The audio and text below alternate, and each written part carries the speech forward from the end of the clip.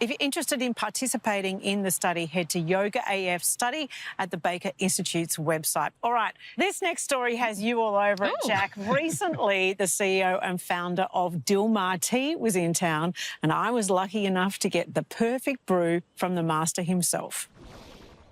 So here I'm making a breakfast tea. The smaller the leaf, the stronger the tea. So Is that right? Absolutely. Lots of people think that leaf size is related to quality. Actually, it's not. Whenever you add anything to tea, you need to make sure that there's balance. So when you're adding the milk, make sure the tea is a little stronger than usual. Even with honey, you have beautiful honeys in Australia. Use a light honey.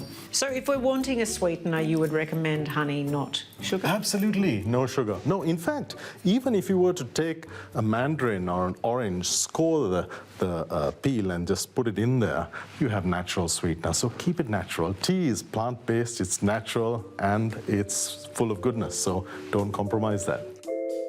Oh, that's delightful. Wonderful. I'm glad you like it. You are an expert.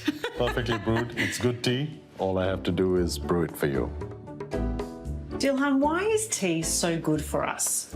Well, the natural plant antioxidants in tea are responsible, so science tells us, for protecting the human body from heart disease, from stroke, from stress, from diabetes, type 2 diabetes, a host of wellness benefits, particularly mood enhancing, enhancing cognitive ability, and that's from L-theanine, which is an amino acid that is uniquely present in tea.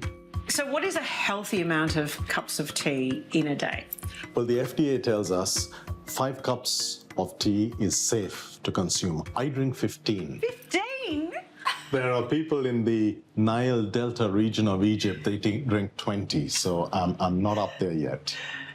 I'm putting 2 teaspoonfuls in there, and instead of the water, I've got some of this Melbourne gin. I love the fact that tea combines so beautifully with different types of food and, well, dare I say it, even spirits. So there's occasionally a little bit of gin that finds its way into my teacup.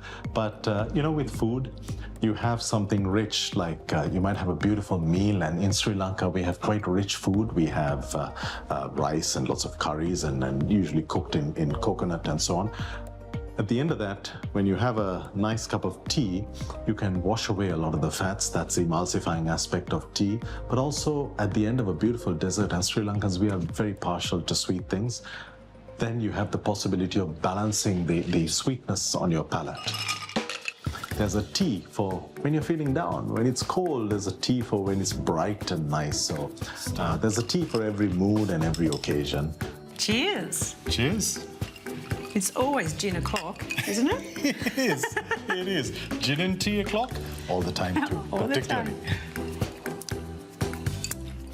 It's delicious. Isn't it fantastic? You can taste the flavour of the tea blended beautifully with the gin. Respecting the ingredients means use ingredients in harmony. And that's what we did. Tea mixology. Nothing beats the perfect cup of tea.